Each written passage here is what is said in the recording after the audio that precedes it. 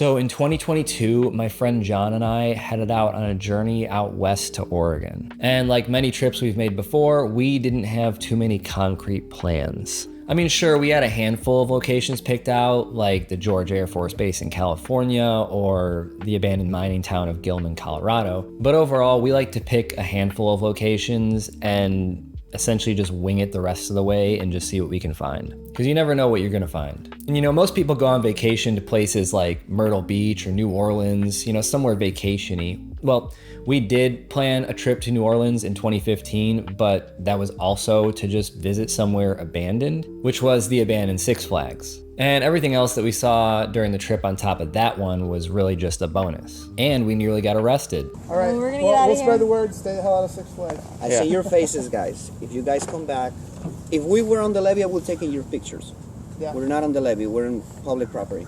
It was a good time. Anyway, yeah, we had a number of places picked out for this trip, at least enough to make it a decent adventure if we didn't find anything else, which is really unlikely when you're driving across the whole country. Of course, we didn't know we would run into dust storms or forest fires or earthquakes, but it was fun. It was really good. It was a good time. So I headed out and I picked John up. I think this was about 6:30 or 7 in the morning. And before we headed out on the trip, we made a quick stop for ice, which we would proceed to leave in the cooler for the next, 5 days, I think it was, with bread and lettuce, which really that was not good. But why did we put the bread in the cooler in the first place? That was a terrible idea. Don't ever do that, because the ice is just gonna melt and then it's gonna just create soggy bread and problems for everybody. So the first day was spent mostly driving, and we only really stopped off the road a couple of times. One of those times was to stop and make a sandwich next to a cornfield as we passed through Illinois. Of course, it wasn't long before the police pulled up behind us, but thankfully in this case, he was actually just stopping to see if we needed help. We're getting pulled over by a sheriff. Are we? Yeah. What are we gonna say? I don't know, I'm eating a sandwich. That's all right? How's it going? Yeah, I just got hungry, so I stopped and ate a sandwich. I don't blame you there. And then he just left us on our way to finish our sandwich next to the cornfield. You know, the plains become so vast and expansive as you get more and more into the middle of the country, and it's actually quite relaxing. I know a lot of people say they hate Kansas and they hate these flat areas with all this empty, wide open farmland. And I think there's a lot of cool stuff to see in Kansas. Every time that I've been through there, I've found some cool stuff to photograph. I mean, Neosho Falls is a really cool place. There's great night skies, tons of cool old farmhouses and farmland. Watching a storm come in these areas is like some of the coolest I've ever seen. We did well over 300 miles. We did 800. Yeah. Well over 300. So by evening, and with over 800 miles driven for the first day, we were finally nearing our first destination. Now, the first day we planned to head straight into Corning, Missouri, and we planned to stay somewhere close by so that we could actually come back in the morning and get a good sunrise with some hopefully good sunlight, as long as we didn't have a rainy day. Thankfully, we did not have a rainy day. So shortly after the sun went down, we arrived in Corning, and we decided to stop by. Rather than going straight to the hotel, we stopped in Corning to take some night photos because, you know, a scene can always have some kind of different atmosphere at night. And Corning had some great atmosphere at night. You know, just a few lights beaming on a few of the buildings in this little town at night it was very quiet. It was very still, and it really made everything feel very lonely in the nighttime. Oh, and back to our poor planning habits. When we take trips, we often just don't plan hotels like in advance because we don't really know where we're gonna end up. And we give it enough time once we know where we're going to be or we have an idea of where we're going to stop for the night. And usually it works out in our favor. That is, until we hit Nebraska on this trip. Now the thing is, I booked the hotel online and everything was good. Everything went through. It said we had a room. And when we showed up to the hotel, they said, oh, we overbooked. And that kind of left us in a situation like, what do we do? So they actually did help, and they called around a bunch of hotels to see if any hotel had a vacancy. And thankfully, luckily for us, one hotel did have a vacancy. And this hotel was about a 30-minute drive away from where we were at the current hotel. And this hotel was not an ideal place, but we've definitely stayed in far worse. So it was your average hotel. It was a little bit colder, a little bit mustier. The toilet didn't work. There was something in the toilet when we got there. Can't even flush the toilet. But the shower doesn't work. Dude, okay, so the toilet doesn't flush. And this was in the toilet when we got in the room. I don't know what it is. It's just kind of chilling in the toilet. I'm gonna brush my teeth in the pee sink. In the pee sink? Because it's my pee sink, so it's my pee in my mouth. Man, dude, no towel? No, there was no towel. No pillows? How hard the bed is? Like, there's no bounce. Hey, look. That's terrible. I don't go anywhere. What is this? There's a straw wrapper. All right, let's see what kind of view we have. Maybe not. Oh, look at that. Dude, dusty handprints. Railroad. Oh yeah, there's like dude, the windows. We're like about 20 feet from the railroad tracks. There's this giant hole where there was a hole in the ceiling. It's like some water just burst through. There's probably black mold behind all this paint over here. This lamp, I don't know when the last time someone dusted that lamp is. I come with the room. But you know, like I said, we've stayed at far worse hotels. And honestly, sometimes it's really fun to stay in these less than ideal hotels because we have fun. Do I want to what? Blow dry my toes? It actually worked. You're getting your grimy ass feet all over the soap. So we woke up and we headed back to Corning, and thankfully we did get a good sunrise with some really nice, warm, glowing light. And so we walked the streets of Corning for a little bit before meeting up with Louis. Now, Louis is someone that I met in 2021 when I visited Corning. He's the only resident of this town, and when I met him in 2021, his house was completely gutted. So Corning is actually a very interesting little town. It was around 1842 to 1843 that the town was settled 2 miles from where it sits today, and it was originally known as Hemmy's Landing. Now, it wouldn't be until about 1868 when they'd made a decision to move the town and rename it as Corning. After moving to the new location, a school and post office were established. By 1880, the town's population had grown to about 221, and it continued to grow into the early 1900s. Over the following years, Corning saw some growth, surviving mostly on agriculture, providing crops such as wheat, soybeans, and corn. The floods, more than anything else, are really what started to take a toll on the town, eventually leading to almost all residents leaving. In early days, the rivers were never channelized, and floods were a natural occurrence. Now, the first flood in Corning that Louis talked with me about was in 1952. It was the first large flood the town would see, and it was very devastating. And this led to about 30% of the families leaving. At that time, with the population now at nearly half its peak, they decided to close the post office in 1964. And the next two floods were in 1967 and 1968, and this is right before Louis had arrived. Those floods reached only about knee deep, and residents were able to clean up with minimal damage to their homes.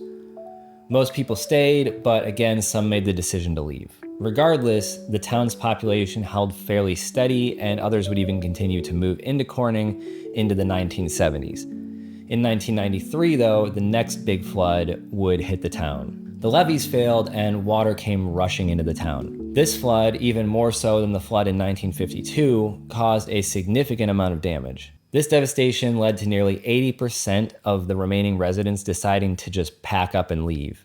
And from 1993 and on, residents continued to leave Corning due to the continued flooding. And by the year 2000, the population had dropped to about 21 people. By 2010, the town's population had fallen to only 15 people between 4 different families.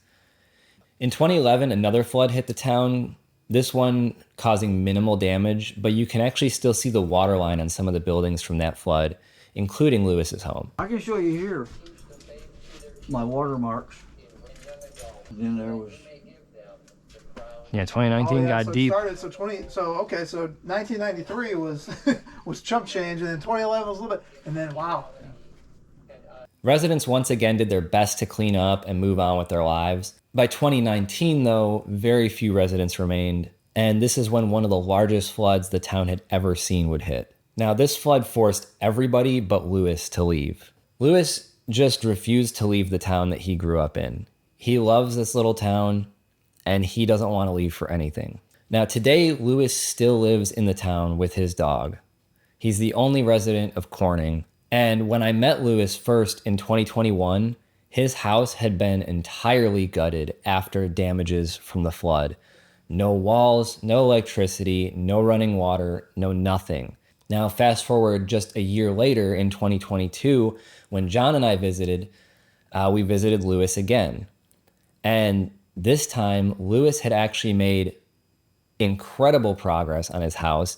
There's walls, running water, electricity. It's like a normal house now. So it was really great to see that he actually got it all up and running. So I did get to sit down with Louis and talk to him about the progress that he's made on his home. I'll put the full interview at the end of the video though, because it's going to be quite a big section and I don't want to put it in the middle here. So after our stop in Corning, we got back on the road and we headed through to a couple other locations just throughout Missouri. Our first stop that we made was in Fairfax, and we just kind of stopped at a random point on the freeway, got off, and then went down some dirt roads.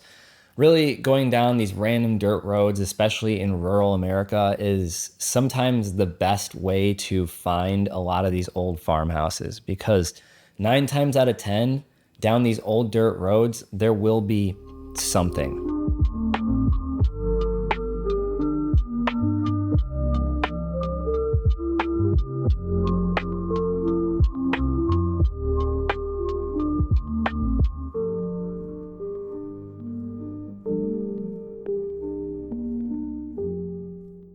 So after a quick stop in Fairfax, we hopped back on the freeway and continued heading towards our next destination to spend the night in North Platte, Nebraska. Now, as little as I wanted to be back in Nebraska after that other hotel, this time we stayed at a True hotel. Now, True are one of Hilton's hotel chains, and this was the first time that either of us had ever stayed in a True hotel, with most of them still being relatively new. Actually, a lot of them still being built at the time. I got a digital key for my room for this Hilton Honors thing, which is pretty cool. And I can just walk in and I don't even have to go to the desk. A lot of development was happening in this area, and the restaurant that we ate at was also still in its opening phase. Not only was this hotel a significant upgrade from the previous night's stay, but it was nearly the same price. I think my favorite thing about True hotels is that they don't use carpet. I know that sounds like just such a small thing, but like when you think about it, carpet in a hotel is probably like one of the worst ideas that we have ever had, because 9 times out of 10, it really never gets cleaned. That just sounds gross. It is what it is though. But True hotels quickly became one of our favorite hotels that we've ever stayed at. Oh, hell yeah.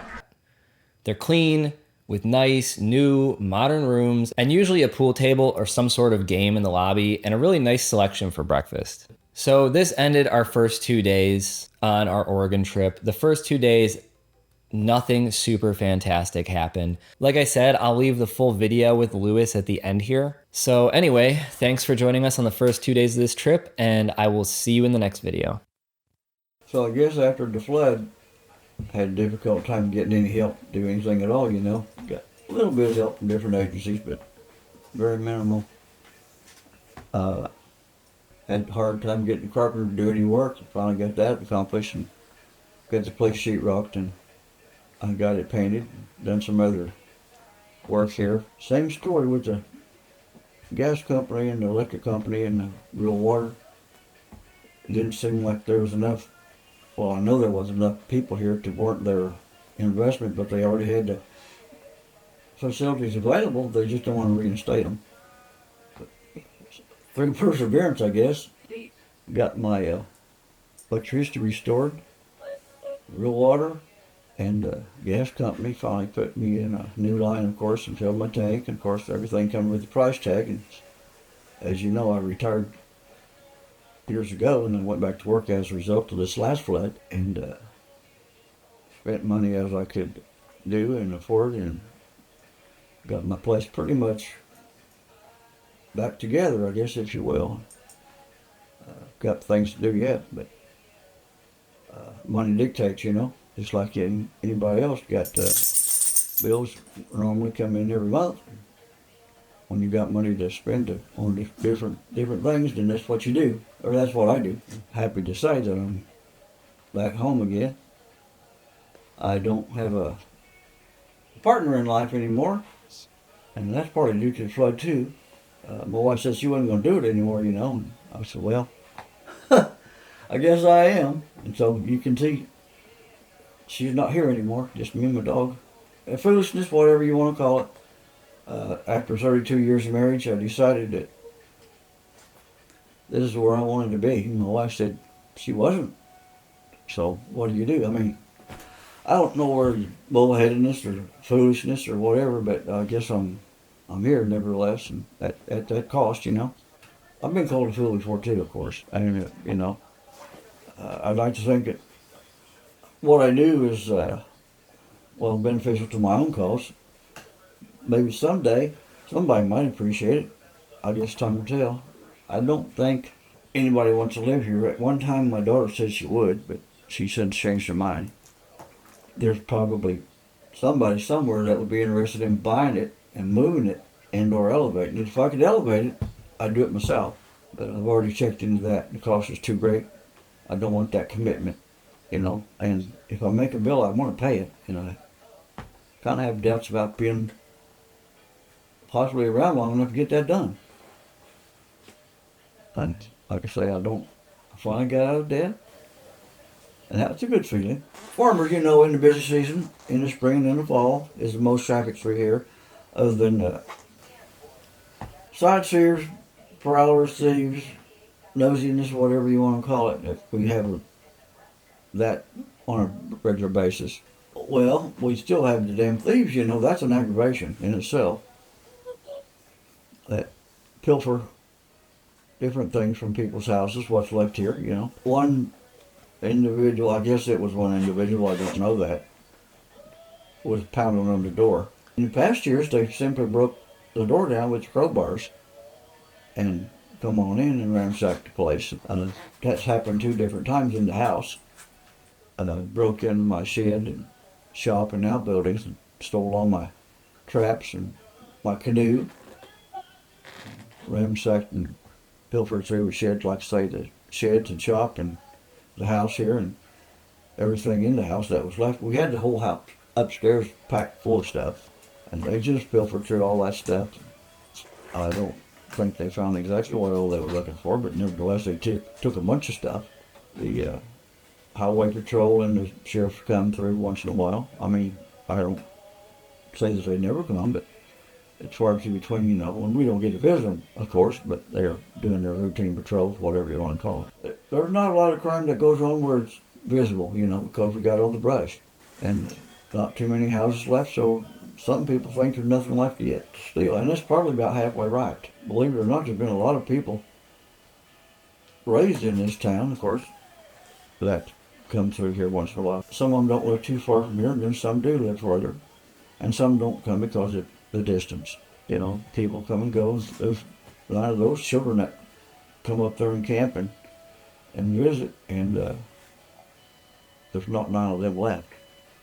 Real bothersome, you know, when you come to your house and find out you've been broke into. I mean, you're really violated, you know. A sick feeling, if you will. And then, you know, to find a mess when you come home.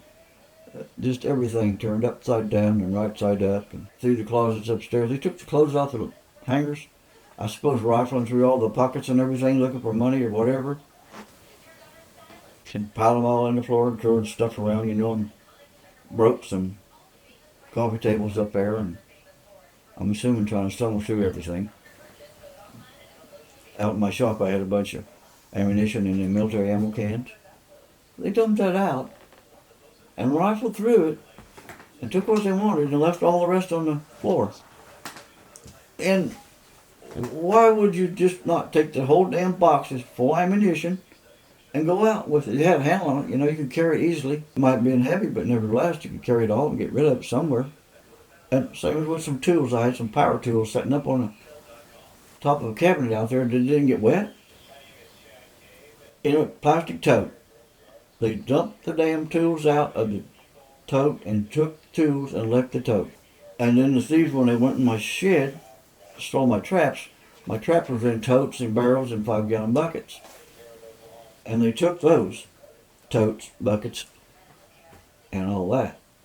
And then I don't know whether they carried them or drove up into the alley and picked them up and loaded them that way, but they drove in here numerous times at different times because I could find tracks. Then when they stole my canoe, I think that was part of the same people that stole all my traps.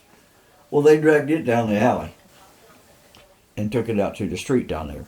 A little bit to be said for that, but when I'm gone, it's not going to make any difference anyway.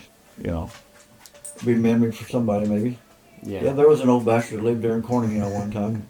He wouldn't leave, you know, that kind of thing. I told people if they want to piss on my grave, they'll have to find me out in the yard because that's where I'm going to be. Strung all over the damn yard.